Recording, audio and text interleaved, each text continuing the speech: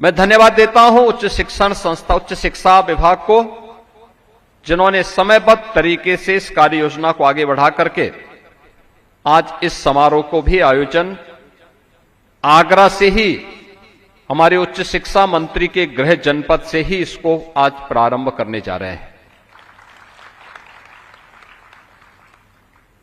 राज्य मंत्री उच्च शिक्षा की आज स्वयं हरदोई में इस समारोह में वहां पर इस योजना का शुभारंभ कर रही हैं। अलग अलग जनपदों में अलग अलग मंत्रीगण इस योजना का शुभारंभ करने जा रहे हैं। कैशलेस की सुविधा के साथ ही आज हम लोगों ने पंजाब नेशनल बैंक से एक एमओयू भी किया है, जो आपको सामाजिक सुरक्षा की गारंटी भी इसके माध्यम से देने जा रहा है। आपने देखा होगा अभी मंच पर प्रमुख सचिव उच्च शिक्षा और पंजाब नेशनल बैंक के जीएम ने यहां पर एक एमओयू पे हस्ताक्षर किए हैं, और ये एमओयू जिसमें दुर्भाग्यवश अगर किसी शिक्षक के साथ कोई दुर्घटना होती है तो शिक्षक के परिवार को हम लोग इस योजना के अंतर्गत पंजाब नेशनल बैंक उस शिक्षक के परिवार को 1.5 करोड़ रुपए तक वहां पर सहायता राशि उपलब्ध करवाएगा। अगर दुर्भाग्य से कोई विमान दुर्घटना की शिकार होता है तो 3 करोड़ तक, और इसमें 60,000 रुपए तक का हॉस्पिटल में नगद व्यवस्था का लाभ और 12 लाख रुपए तक का टर्म लाइफ बीमा कवर भी इसके माध्यम से उपलब्ध करवाने की व्यवस्था की जा रही है। एक बेहतरीन सुविधा जिससे अब तक हमारे शिक्षक लाभान्वित नहीं थे।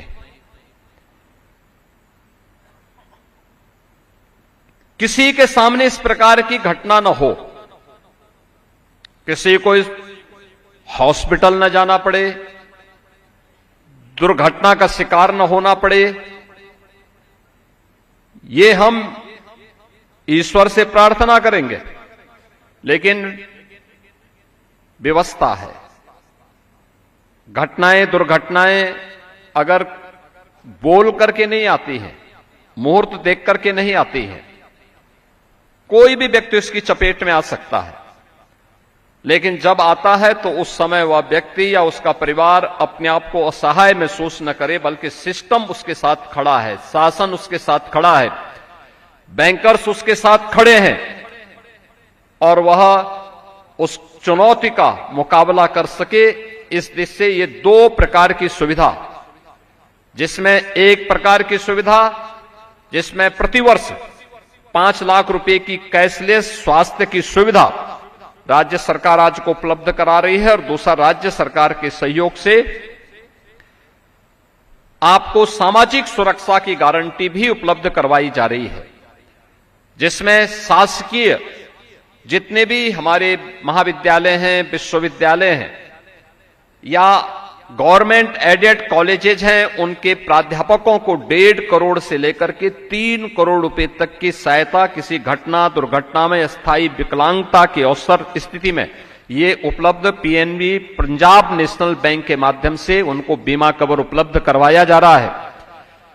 इसके साथ ही मैं पंजाब नेशनल बैंक से कहूंगा कि स्ववित्त पोषित और निजी विश्वविद्यालय के शिक्षकों को भी इस योजना से कवर करने की व्यवस्था को उनके साथ जोड़ना चाहिए, जिससे उनके साथ कोई दुर्घटना होने पर वह उन्हें भी एक बीमा कवर उपलब्ध करवा सके। इसके लिए भी एक व्यवस्था उनको आगे बढ़ानी चाहिए। और शिक्षणोत्तर कर्मचारियों को भी, अभी तक इस व्यवस्था में शिक्षणोत्तर कर्मचारी नहीं थे, लेकिन जो 50,000 शिक्षणोत्तर कर्मचारी हमारे उच्च शिक्षण संस्थानों में, विश्वविद्यालयों में कार्यरत हैं, उनको भी हम इस व्यवस्था से कवर करने की व्यवस्था का एक इस व्यवस्था को आगे बढ़ाने जा रहे हैं। मैं इस अवसर पर सभी सम्मानित शिक्षकों को, शिक्षणोत्तर कर्मचारियों को और शिक्षा की व्यवस्था के साथ प्रत्यक्ष और अप्रत्यक्ष रूप से जुड़े हुए उन सभी लोगों को जिन्हें इन सभी सुविधाओं का लाभ मिलने जा रहा है, उन सबको मैं हृदय से अपनी बधाई देता हूं, अपनी शुभकामनाएं देता हूं। आप सब इस बारे में जानते हैं, एक शिक्षक की भूमिका भारत की परंपरा में आज से नहीं, प्राचीन काल से ही उसका स्थान सर्वोच्च रहा है। वे शासकीय व्यवस्था का पार्ट रहे हों, गुरुकुल का हिस्सा रहे हों, या सामान्य जीवन में भी व्यक्ति के जीवन में उसके गुरु का अपना एक विशिष्ट महत्व रहा है। और भारत से ज्यादा इसको कौन जानता होगा। जब दुनिया अंधकार में जी रही थी, तब भारत तक्षशिला और नालंदा जैसे विश्वविख्यात विश्वविद्यालयों का संचालन करता था। और मैं उस समय, मुझे तक्षशिला विश्वविद्यालय की एक वैद्य की वह कथा याद आ जाती है जब मैं शिक्षकों के साथ संवाद बनाता हूं। याद करिए, तक्षशिला विश्वविद्यालय आज के पाकिस्तान में स्थित है। तक्षशिला अविभाजित भारत का यह हिस्सा था।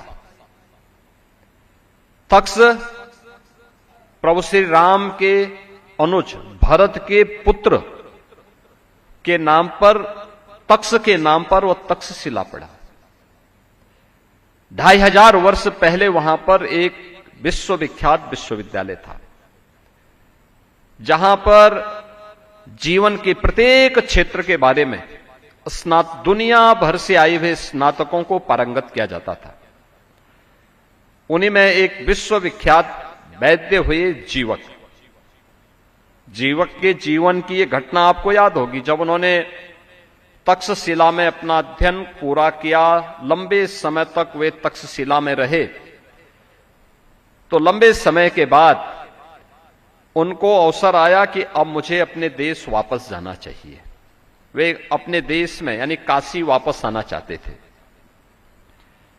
उन्होंने अपने आचार्य के पास गए और उनसे कहा कि मैं बहुत दिनों से यहां पर हूं, मैंने अपना पूरा अध्ययन कर लिया है, अब मैं अपने देश जाने की आपसे परमिशन लेने के लिए आया हूं। उन्होंने कहा, देखिए आपको अपनी अंतिम परीक्षा से गुजरना होगा। और अंतिम परीक्षा क्या होगी? तो उन्होंने कहा कि एक काम करो, सामने जो वन है इस वन में जाओ और मुझे वह औषधि ला करके दो, जिस औषधि में उस वनस्पति को लेकर के आओ जिसमें कोई औषधीय गुण न हो। जीवक सामने के वन में चले गए। आप याद करिए उस समय के अनुशासन को, जहां गुरु और शिष्य के बीच में किस प्रकार का संबंध है और किस प्रकार का संवाद है। कोई उस समय सर्टिफिकेट नहीं दे रहा है, कोई वहां रिस्टिकेट भी नहीं कर रहा है, कोई भय और दशत और कोई बंधन पत्र भी नहीं, कोई बॉन्ड भी नहीं भरा हुआ है, लेकिन एक आत्मिक संबंध और किस प्रकार का बेहतरीन संवाद है। जीवक जाता है, वन में ढूंढता है, एक एक औषधि के, एक एक वनस्पति के औषधीय गुणों का अध्ययन उसने पहले किया था, और उन वनस्पतियों को ढूंढता है कि वनस्पति इस प्रकार की औषधीय गुण को रखती है, ये वनस्पति इस प्रकार की औषधीय गुण को रखती है। और कुछ अंतराल के बाद कई दिन और कई महीने उन्होंने वहां उस पूरे जंगल में व्यतीत किए। उसके बाद वापस आता है और वापस आकर के अपने आचार्य से कहता है कि नास्ति मूलो अनौषधय, यानी कोई भी ऐसी वनस्पति नहीं जिसमें औषधीय गुण न हो, मुझे नहीं मिला है। तो आचार्य ने प्रसन्न होकर के कहा कि आप अपनी परीक्षा में सफल हुए। यानी आचार्य को मालूम है कि कोई भी ऐसी वनस्पति नहीं है जिसमें कोई औषधीय गुण न हो। हर वनस्पति में कोई ना कोई औषधीय गुण जरूर है। और इसीलिए तो भारतीय ऋषि कह उठा था कि अमंत्रम अक्षरम नास्ति, नास्ति मूलो अनौषधय, अयोग्यो पुरुषो नास्ति, योजकः तत्र दुर्लभ। और मुझे लगता है वो योजक कोई और नहीं है, वो योजक आप हैं। उस योजक के रूप में आपकी भूमिका बहुत मायने रखती है। एक छात्र को क्या दिशा देनी है, कैसे चलना है, जीवन में अनुशासन का महत्व क्या है, जब हम इन बातों को देखेंगे, इन बातों के बारे में उसको बताएंगे, इनके लिए हमारा उससे संवाद होगा, तब जाकर के परिवर्तन होगा, तब परिणाम आएगा। और उस परिणाम को लाने के लिए हमें पहले दिन से प्रयास करना होगा, पहले दिन से प्रयास करना होगा।